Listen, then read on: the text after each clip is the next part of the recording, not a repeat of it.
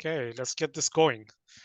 So Sarah, Mhm. start. Go ahead. Tell me about yourself. What's going on? So, to tell you a little bit about myself, I graduated from college in business management, bachelor degree, and I am doing my master's in business administration right now. And I have experience in work from home. I have worked for a company based in the US. I have worked for a company based in Dubai. And when I worked for a company based in Dubai, I was working as HR. Can I speak one more English? English is probably gonna be better because Yeah. most people that are gonna see your video have no idea. No, they can't speak Amharic. So, All right. So I worked in HR as an employee relations specialist. Basically, I was the middleman between the client and the employee. And so that helped me with conflict management, with like organization, like just leadership, yeah, leadership skills. And other than that, I have dabbled in sales. I have been working as an outreach associate for about a year and a half now. So, which is like cold calling, appointment setting. So, yeah, that's my experience, and that's about it for me. little things. Okay, so you've some very interesting experience. So tell me a little bit about more about how did you start working for, let's say, the US company? How did that relationship come about? Well, so actually, I applied for the job position on LinkedIn. I saw the opportunity and I applied. And fun fact, I was actually the first Ethiopian they hired. And yeah, so usually they outsource to the Philippines. And when I applied, I guess they liked my application and I did the interview and I passed. And I've been with them for a year and a half now. And I broke the barrier because after that, there were a couple of Ethiopians hired after me. And I've been vouching for us ever since then. Oh, good for you. That is Yeah. super impressive. So, you found a job that was remote, that was posted on LinkedIn, because that's very interesting. Like, I'm still relatively new to this space, so I'm like amazed to find that you used your LinkedIn and found a job. So, what was it your resume that did the trick, or did you send some sort of video? Like, what was how did you manage to land? What is the secret sauce? You can tell me. It's fine. So honestly, I don't remember my application process because it's been a while, but I think my interview was impressive, I guess. They were probably surprised that I could speak English this well from a country that's like in Africa. And then they went ahead and hired me. They took a Amazing. chance. Yeah. Amazing. And this is what actually gets me super excited because I know the capacity that is available in Ethiopia, how many talented people there are. So um, yeah, I'm super passionate about it. And yeah, I'm really excited about the opportunity. So that is awesome. That is awesome. And then, so right now, are you working part-time with them? Are you working full-time? So what's your job situation looking like? I'm going to start working part time starting next week. I've been working Oh, with them full time. Yeah. you are full-time. So are you going down to what, like 20 hours a week kind of thing, or? Yeah. Yeah. 20 hours a week. Exactly. Okay. Okay. So you're looking to fill up the gap. And you also told me that you found work in Dubai as well. Is that still ongoing, or did that No, that was stop? before even the pandemic hit. Really, Oh, the timing was pretty perfect because the moment the pandemic hit, somehow I found a remote job. So when everybody else was stuck at home doing nothing, I was actually working. And I hadn't nice. even graduated college then when I was working from home. What kind of job were you doing then? I was working as an employee relations specialist, basically Okay. human resource, and I was the middleman between. So, you know how in Dubai they have maid services? Okay. So I used to handle like complaints and I used to like deal with the maids. So they were Ethiopian maids, so they needed someone with like someone who speaks Amharic and English so we can communicate between the two. So that was what I was doing. Wow. That is Yeah. Okay, so you're the middleman. So somehow in this world that we live in, they needed somebody who spoke Amharic to And be. English. Oh, Yeah. okay. And And how they did were the you? ones that reached out to me They on reached out LinkedIn. to you. They reached out Yeah. to you. Because I've before that, I was working as an intern, as an in human resource, and they saw that on my LinkedIn and they were like, we can see that you've worked in human resource and we would like to see if you would be a fit for this position. And then I applied and it worked perfectly I because it have wouldn't to have see your worked LinkedIn otherwise. now. I'm like, what is this LinkedIn? That's like farming. I have to see it. That's crazy. Where Because where with my classes, it would have never worked, but the timing was just perfect. I mean, I am looking, I'm gonna be looking at your LinkedIn because this LinkedIn, no, this is not it. Is your name the same? Is that exactly how you type it? Sarah Yusuf, yes. Yeah? My picture is right there as well, and it's outreach associate for Celeria sales, Oh, right under my oh, name. okay, okay, okay. Even your picture looks so professional. It's like empowered women, empower women. There you go. Holy, okay, yeah, this is amazing. Okay. I need to do some work on my LinkedIn. I'm jealous. I'm literally looking at yours like, okay, so this is how people find work, huh? Like Yeah, have really good picture, a good tagline, and then people would just reach out to you. So why are you yeah. even here?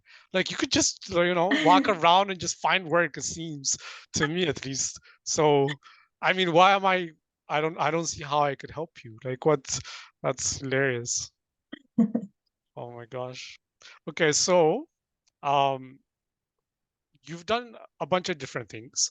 Now you're even doing your MBA, Yeah. right? So um what would you say is the next role for you? Like what kind of role would you be interested in? And working as a career.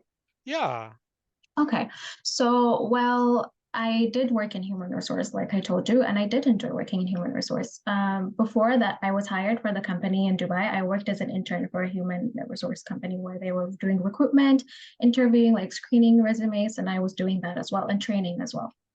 So I do have experience in that. I really liked working in human resource because you get to communicate with people, you get to help people, you get to elevate people, and I think it's a great job position. And other than that, like appointment setting is great. It's not that difficult for me. Like constantly talking to people, it's really not that hard. Um, well, yeah, virtual assistant as well. I don't have like a specific experience in virtual assistants, but I don't think it's something that's going to be hard for me to learn. And I am a quick learner because every job I've been hired for, I was not experienced in, but I was able to catch up pretty fast. Okay. I'm impressed. I'm impressed. So hmm. What other questions do I have? So where are you right now? Are you in Addis or I heard you might be because it's way late for you to be in Addis. There's no way, right? Where are you based out of right now? I am in Turkey, but Turkey's in the same time zone as Addis. So how you set the time for this meeting? I did Yeah, not. because I told you I work for the US company, so I just got off work. Oh, so you're working US time zones. That makes so much Yeah. sense. Okay. Okay, so this is probably what, th- three in the morning to like 4 in the No, morning? it's midnight. It's just midnight? It's just midnight, yeah. Oh, hmm. Is Turkey on it's the same time zone as Addis or no? Yeah, exactly same time zone. Okay. It's just Yes. midnight right now. Actually, that's kind of nice. I feel like for Canadian companies as well, if it's just midnight and it's 3:30 Yeah, for here, Eastern time, it's not that hard. right? Yeah, Yeah. like especially if for companies in Toronto, this is pretty good. So by midnight you're done. So I that's actually one of the things that I appreciate. I did see the overlap, for example, with the Philippines. Mm, And it's crazy because it is it's crazy. like it's like a flip immediately where you're Yeah, just working nights, and I'm like, that's tough for a social life. But like in yeah. Ethiopia, you could work until midnight and then you're done. So you have a normal life, and then weekends are yours. So hopefully, are we? Do Yeah, you yeah, I get? don't work on weekends. No. Okay, okay, okay. Yeah. Um, so how did you end up in Turkey? I came last year to teach English for about 3 weeks, and then I fell in love. So I decided to do my master's here. Fell in love with Turkey or with a human being? No, with Turkey, with Okay, Istanbul specifically, okay, with the okay, city. okay. I actually I met should have some. been more specific. No, no, no. I mean, I'm asking. I'm just asking. I'm curious. That's Yeah. why. Yeah, but so I actually, interestingly enough, I recently met somebody from Turkey. I think yesterday. Yeah, so they said Istanbul is lots of fun as well. So yeah, okay. So you went there to teach English. You really liked it.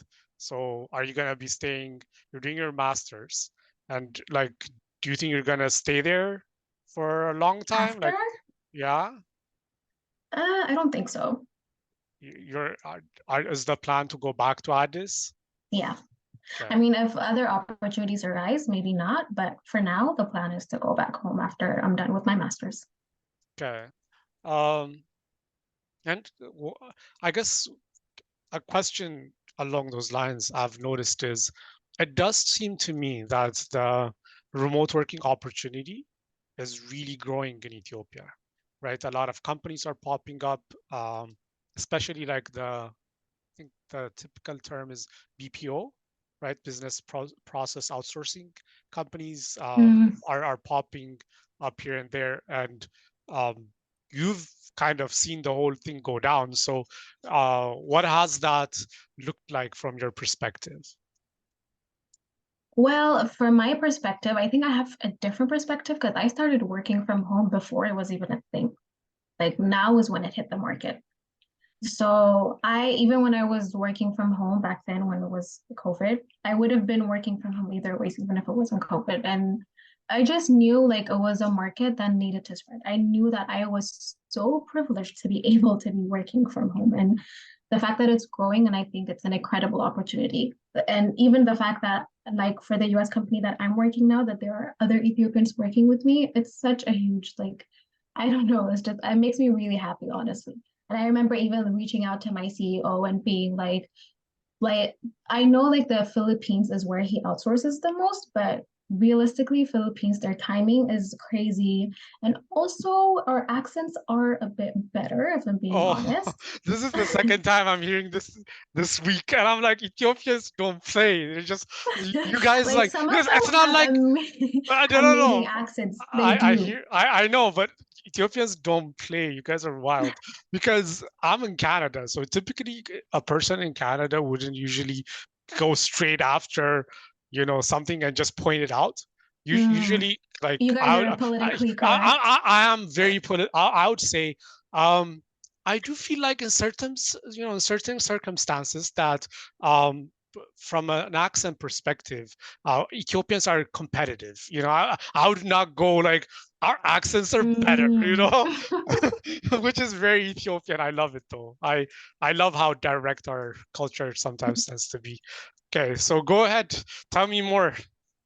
But yeah, and it's just that I feel like there's just such a huge market that needs to be hit in Ethiopia. And I remember being like, you should just hire more of us. Like there's so much more of us, and I can help you manage it as well. And he did say okay, but I haven't heard back after that. But yeah. Yeah, you know what? Yeah, my kind of vision for Mado is as just that, like just scout, find all more people like you. And there's a decent amount in Ethiopia. There's so many talented people. And then my plan is just find them and then just find them work. So, and I hope actually like from um I don't want to be like a recruiting company. That's Mm, why you play somebody, you're gone. For me, I want it to be a lifetime relationship, like because jobs change, they really do. Like you work somewhere, it's good for a season, maybe they go in a different direction or you go in a different direction. um, and my hope for our relationship is like with the relationship you have with Mado is like gonna be lifelong. where we can grow with you. If you have, if you come to me someday and you say, um, I want a job. This is my next career move. This is where I want to be. Then we can plan it out. Um, Maybe that's the same company that you're in, because that can happen too, right? People can open up positions and you can grow into them, or maybe it's a different company. But Mado is a talent first company. We Yeah. that's our we're I talent really love first. that, by the way, honestly. I think it's important. You know what? I did a little bit of I was in a session with a few. It's called it's with 500 Global. So there's this massive company, and what they do globally is they help startups with their pitch. They help them with a lot of different things. And I had a question, so I raised my hand and I said, when you build a marketplace, you have to optimize for one side. So let's take Upwork. So you have the clients on one side, right? And then you have the talent on the other. So in this situation, what happens is you have to optimize for one side or the other. It can be a conflict of interest. So let's say if you want to give the talent more in terms of how much they make, the clients might not be happy. But then when you decrease the price, sometimes it becomes a race to the bottom. So now the talents are not happy. So you're always optimizing for either the clients or the talent. So marketplaces, um, so my idea, like, I don't want to build a marketplace because of that, because I always find myself optimizing for both sides. And you can't climb two trees at the same time.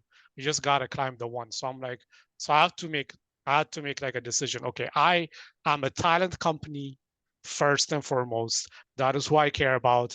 And I also believe by doing that, I actually care for the clients more, because getting amazing talent will change your company, will just absolutely change your company. So I'm a strong believer in that. So yeah, that's why am I pitching you though? It doesn't seem right. Like you're here, we're having a conversation. I'm trying to sell you on the idea. But I'm this is already true. sold.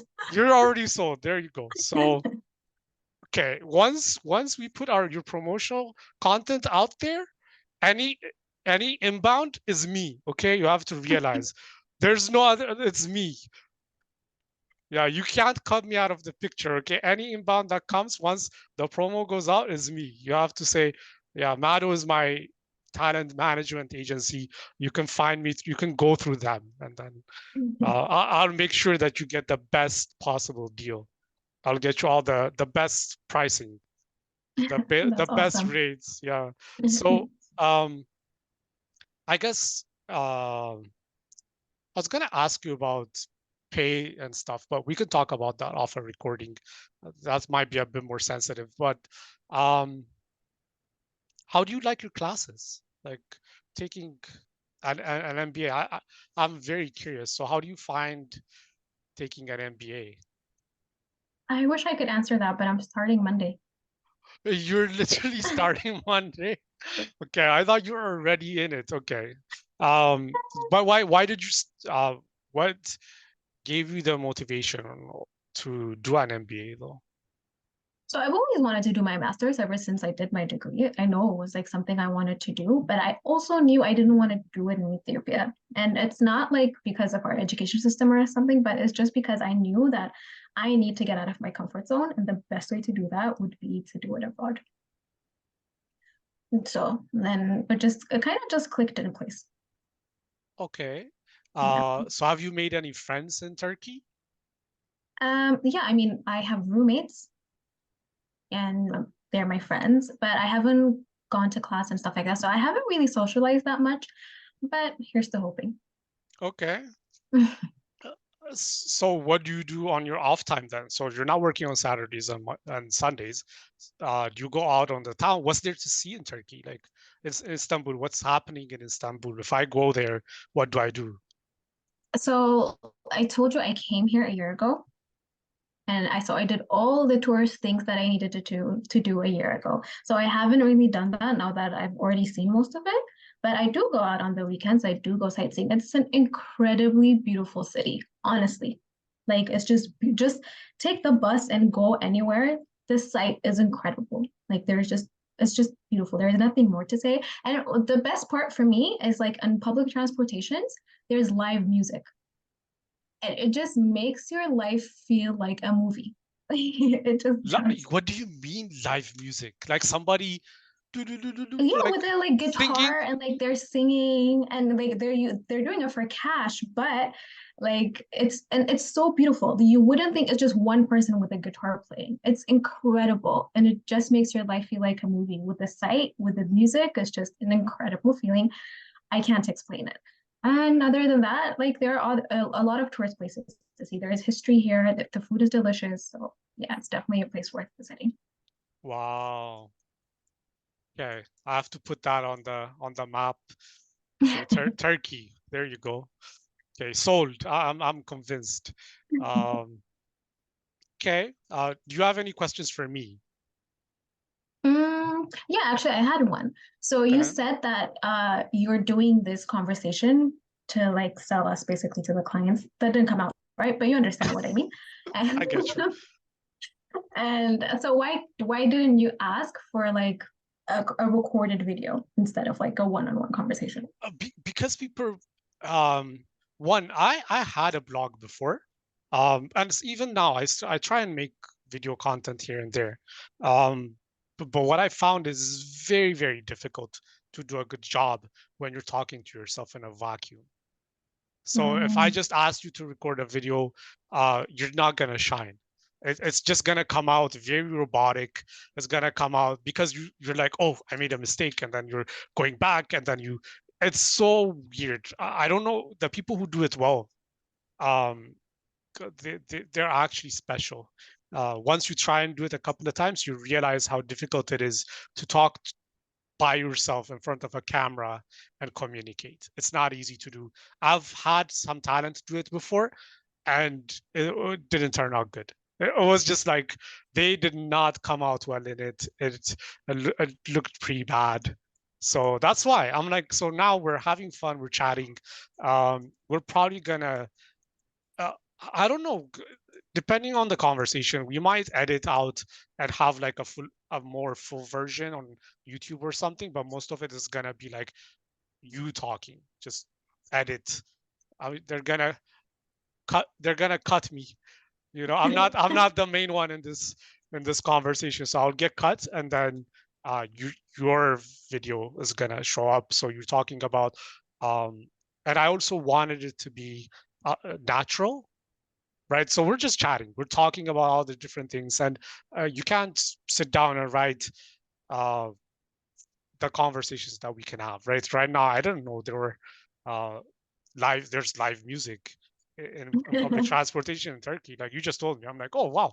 So that is why I did it. I felt like um, conversations bring out the best in people, and also I can make you feel comfortable to just chat, to just show who you are. That's why it's kind of, I have found it doesn't always work if somebody, if the person on the other side is nervous, or for example, if their English is not very strong. Because before I did this, before recording, back when we started Mado, I would interview for roles in our company. I was like the last interview. So I would have conversations with people in English, because I was still doing that then. Now Faith does everything. But if somebody's not comfortable speaking in English, oh, it's so painful. It's so tough. So but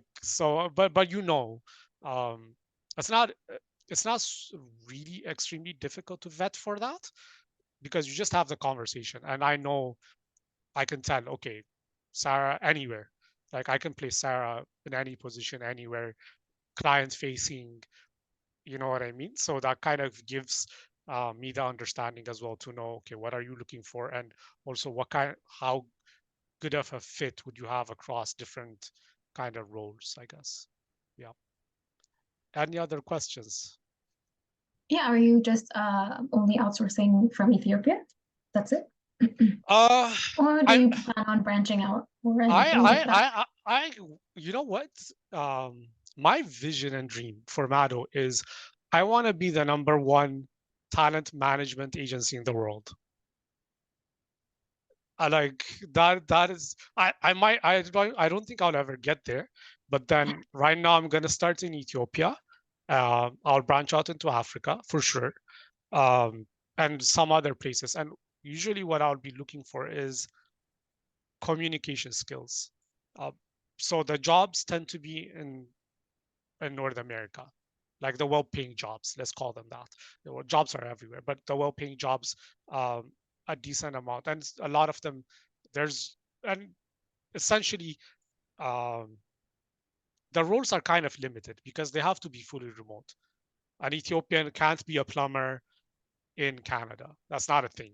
You have to be, there's a lot of jobs that physical presence is a requirement, and then there's the remote jobs. So to me, anything that can be done remotely, fully remote, without hybrid or whatever, I can serve. Why not?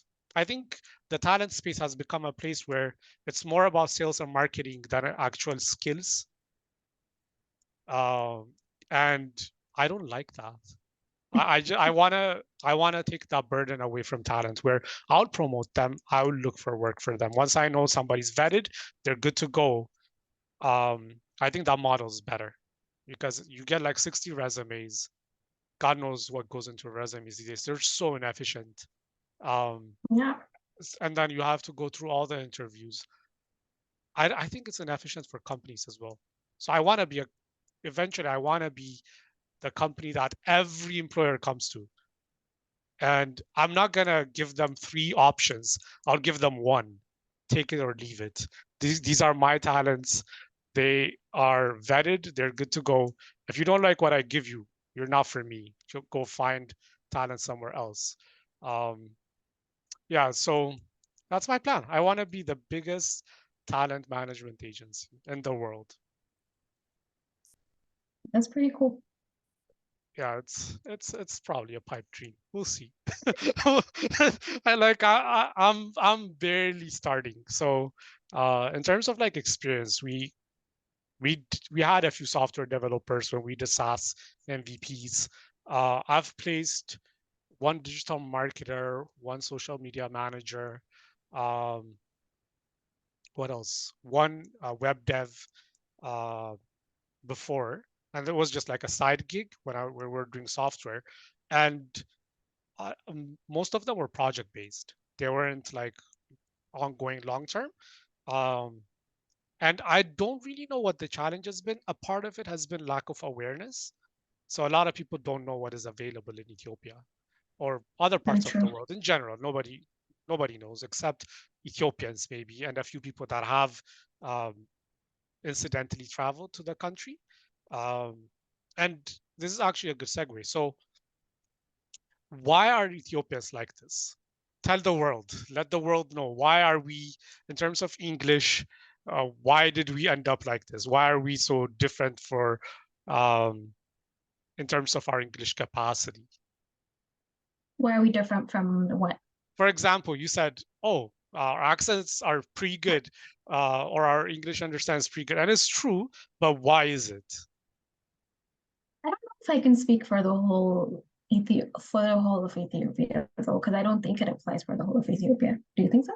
No, no, it applies. I don't know what the percentages are, but I Yeah. think let me ask you. Like, I think I don't think it's a hundreds kind of thing. I think it's more. Hmm. I think it's is it a thousands kind of thing, or I think it's at least a 10,000s kind of thing. I think I would be able to find somebody like kind of similar to you, maybe 10,000 people in Addis, maybe more. What's Yeah, your feeling? I'm sure like 10,000 and more. I'm sure. More, Yeah. right? More. Like Yeah. my feeling is if it might be in the hundreds of thousands, um, but my gut feeling says probably you start to max out at like 50K. By the time you get to Yeah. 50,000, I think that's the people who are exceptional. I think that's where I'll stop. And then so my plan is once I get to 50K, Well, I can't get to 50K because some people will be happy with whatever job they're doing. Some people I'll never reach because they'll never hear about me, etc., etc. But then there's so much potential. There's a ridiculous amount of potential. So I feel like there are other African countries which are similar. Um, True. you know, and other like Eastern Europe, for example, in like software development, Ukraine, Poland, they're so massive. But a couple of years ago, they weren't as much. So once you start building a good name and a good brand, you're off to the races. Mm. Yeah. So you're gonna tell me what your perspective was, why Ethiopians have good accents and speak English really well. I just speak for myself. Yeah, of course. Okay.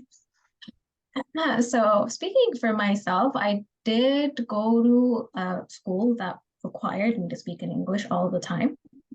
And also, I watch a lot of English movies. I read a lot of English books. I actually also think in English, since you mentioned you made a click for me too as well. Like my first thought is almost always in English.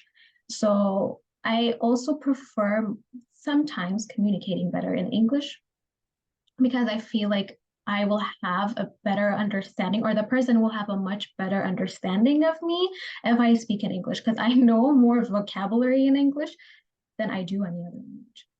So, yeah, I think I was just extremely privileged by being able to go to a school that was English speaking, and I was privileged to be able to have the books, the resources to learn English. And yeah, I think that's it. Okay. Where did you go? I'm curious. Which school was it? Gibson, Gibson Oh, Academy. Gibson Sorry. Academy. Oh, there you go. Another one.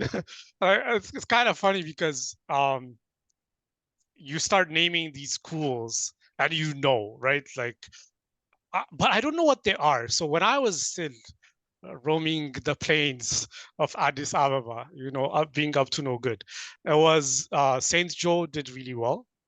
Nazareth, Gibson, um, Greek school, IC, of course, the international schools, Greek school, ICS, Sanford, Lycée. Yeah, Lycée, especially like more French, right? Lycée did, yeah. This is a um, French school. Yeah. and then Cathedral. So there's a few schools that were quite unique What in that. about School of Tomorrow? I think School of you're Tomorrow, yeah, School of Tomorrow, and then also um, my brothers and sisters went to the school. I forget. I was in Gurji. Um, oh my God, my mind is blank. Anyways, will come to me. So there are definitely some of these schools where everybody just prefer to speak in English. It's like a badge of honor. The more American your accent is, like the cooler you are. That's how I grew up. I don't. It's still the same, right? Maybe even more intense. I feel like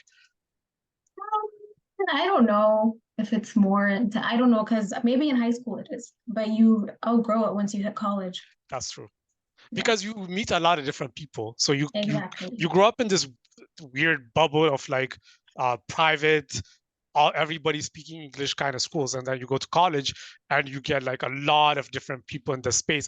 And people might start to judge you if you become that preppy kind of private. Yeah, you Yeah, look snobby. yeah, yeah, Yeah. you look so snobby. Oh my gosh. So I remember like not yeah, so you had to actually speak in Amharic then. And you had to keep Yeah, the for English. sure. Yeah. My Amharic improved after college, like without a doubt. Without That's a doubt. that is so true. And even now, there are some words I hear them and I'm like, is that a mark? And my friends used to just like tear me apart. They're like, you don't know your own language. Like, why? So, but I grew up literally. I remember when I used to go to Greek school from grade Mm. 1 to 6. So that was my parents valued education so much, but I was like the poor kid in like a super rich school. I never. One of the things I vowed to myself is I said I will never do that to my son. Like he, I don't want him to be like um, the opposite either. I want him to be like normal. Mm. I want him to blend in. You want him to fit in? Yeah, and Yeah. I remember every summer, like school starts, and this is how it goes. Oh, what did you do over the summer? And somebody's like, oh, I went to Paris, didn't like it very much, or I was in LA and I'm the guy. I've never been outside. So that was my experience at the end of every summer. I'm like, where did you go? I'm like, I was in Hawassa. Like I was local. I was, so um why am I going on a tangent? I don't even remember where I was going. I'm so lost. So basically what I was trying to say is, yeah, my mark was horrible. I like if you asked me to write something in a mark, I would fail miserably, like miserably. So yeah, and I think this is probably news to a lot of people that might eventually hear this. They're kind of like, what? These people, they don't know their own, they know English more than they know their own language. And it's true. That does happen.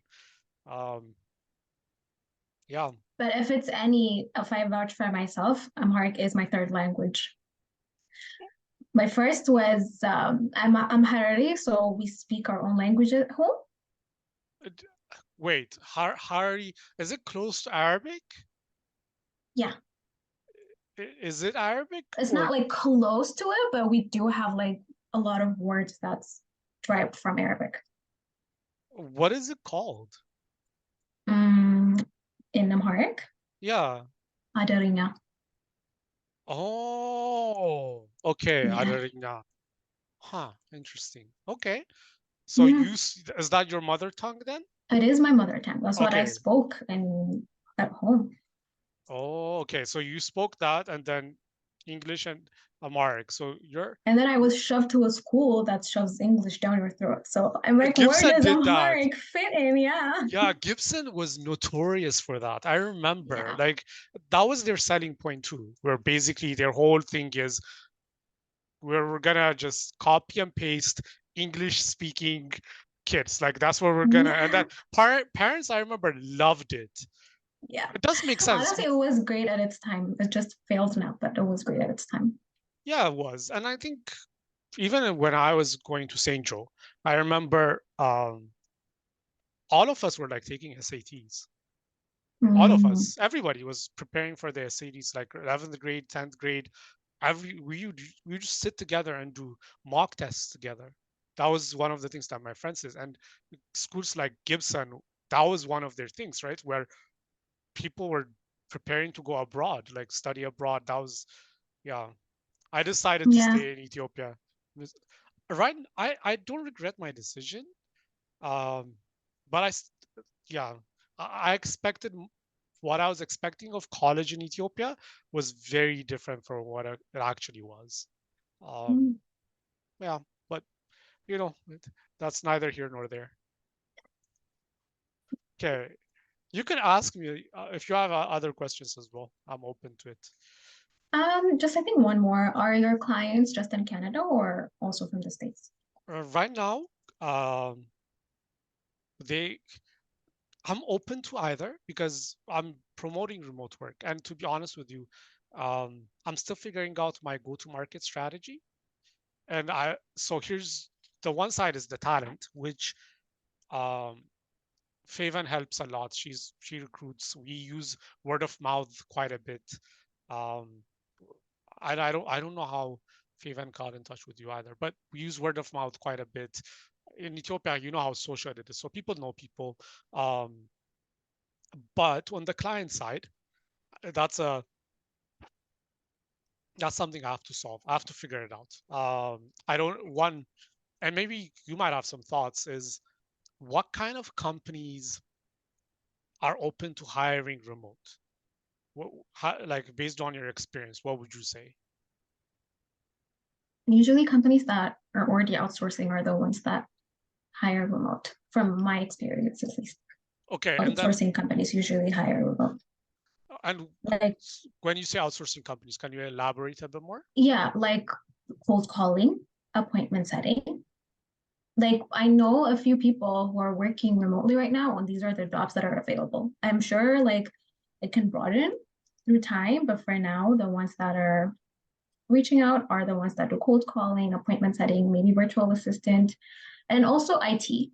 But I'm not in IT. That's why I can't give you that perspective, but Yeah. definitely in IT as well.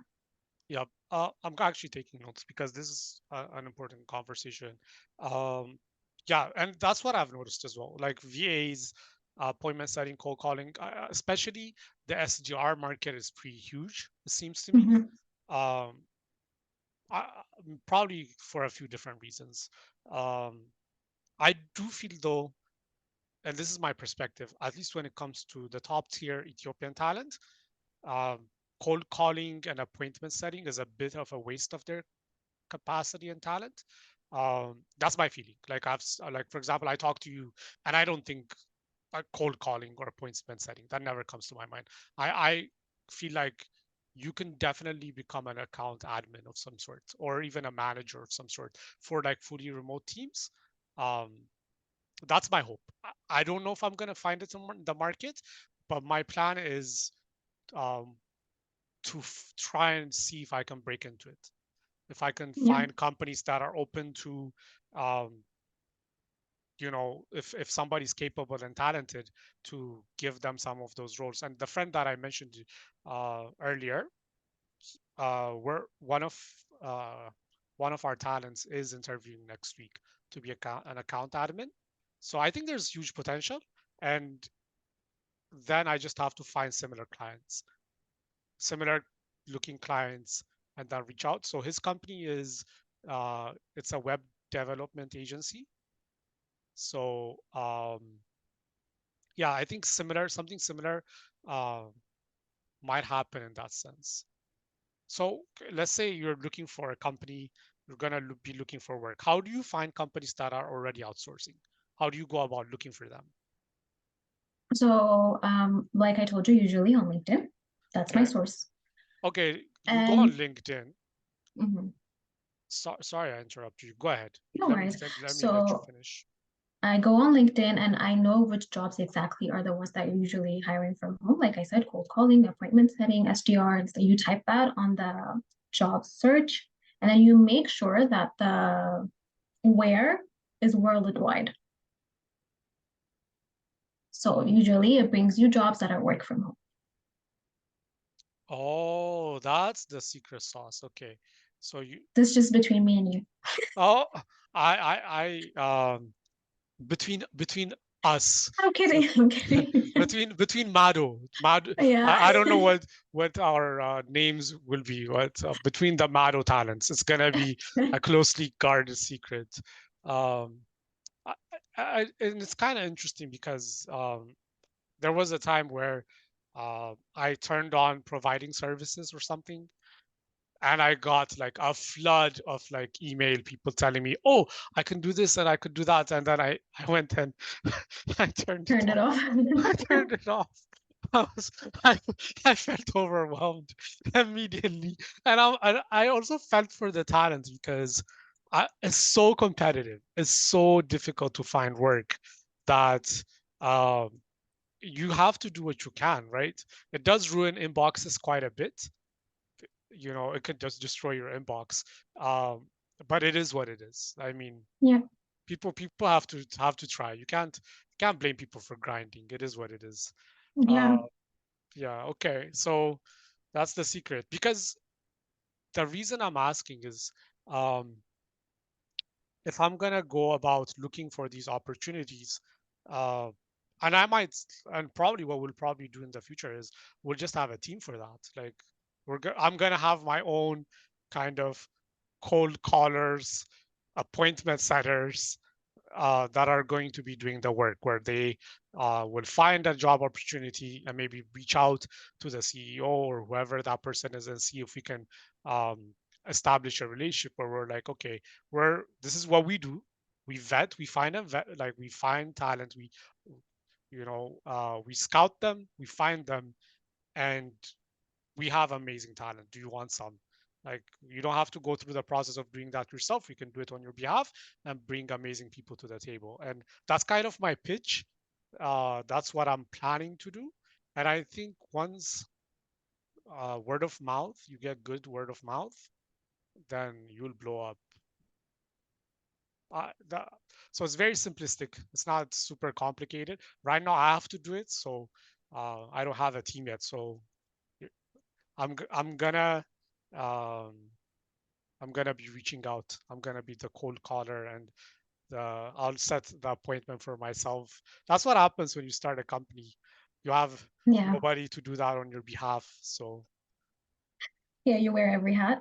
you wear every hat. Yeah, that is true. So, but it's a good tip, the worldwide one. That's a good tip. Because I was trying earlier, I was kind of trying to filter for different roles, and sometimes it can be a bit of a bit of a challenge because you have to look into the job to see that they only want local local talent. But the fact that with LinkedIn you can filter for worldwide is actually pretty good. Yeah. That's a nice feature. Um, okay, I think I'm running out. I don't think I have more. If you have something, then you can ask for sure. I mean, I guess I just want to ask like how do you think you're going to like stand out in a market where there's outsourcing for a much cheaper price? Oh, quality. That's easy. That's why I'm filming this video because I'm gonna create envy in the market. The moment somebody Mm, sees you speak, they're gonna be like, first of all, there's no way that person is in Ethiopia or the other side of the world. That's the immediate thought. Like, there's no way. And then afterwards, they're like, hmm, that level of talent, I can definitely see her client facing, because one of the big challenges with that are happy to outsource is they for a lot of the back office stuff they can, and it's very easy to do because it's more skill set, right? You need a programmer. You don't care what language that programmer speaks, like as long as he can code, amazing. And then you don't care, but then there's this space in between where some companies, especially if they're white labeling, they add a layer of management that's Western, right? They add this layer of management that's Western because that's important to communicate with clients. So that account executive or account admin position is communicates with clients, um, and then communicates with, let's say, developers on the back end, right? The team, with the dev team on the back end. Those roles typically don't have the level of quality required doesn't exist. It, well, it's tough to find. Let's just say that.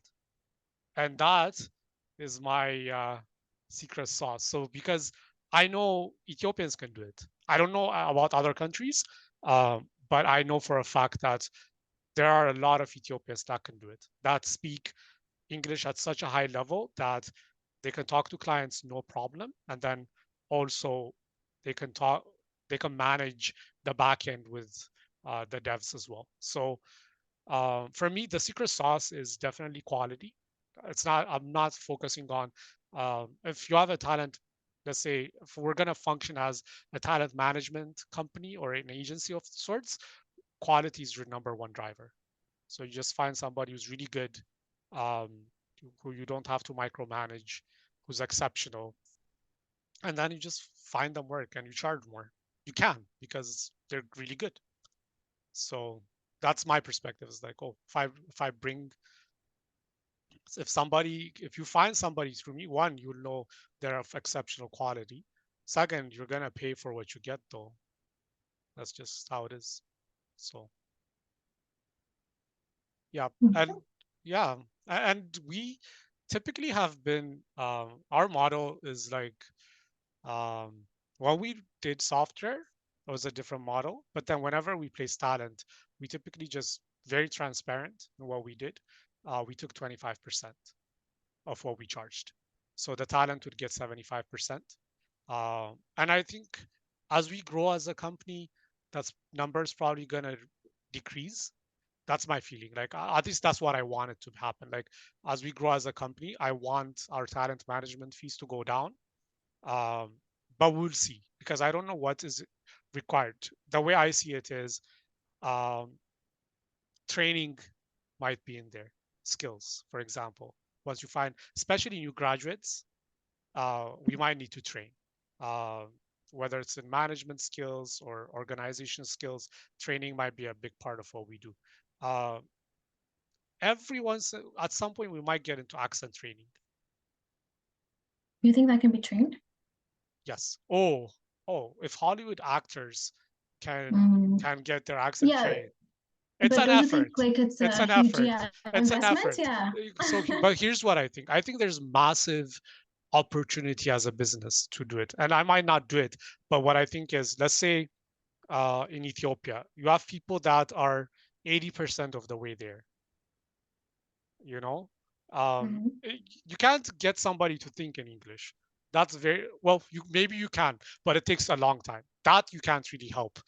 But accents make a big difference in how a person is perceived when it comes to language, and across the board. It doesn't matter what language it is. So um, I would consider it. It's probably like way down the line. But if I Long feel like, term. yeah, so I'm vetting somebody, and I'm like, this person skill wise exceptional. Um, mm, just a little bit of work is required. It's definitely something I'd consider. So training, accent training, maybe at some point, sales and marketing, 100%. So we're gonna have to put a decent amount of money into sales and marketing. So we have to sell our talent. So money's gonna flow into that for sure. So whether it's Google Ads at some point, or whether it's like direct outreach with um, SDRs, that might be, that's gonna be part of our strategy. You just can't escape it.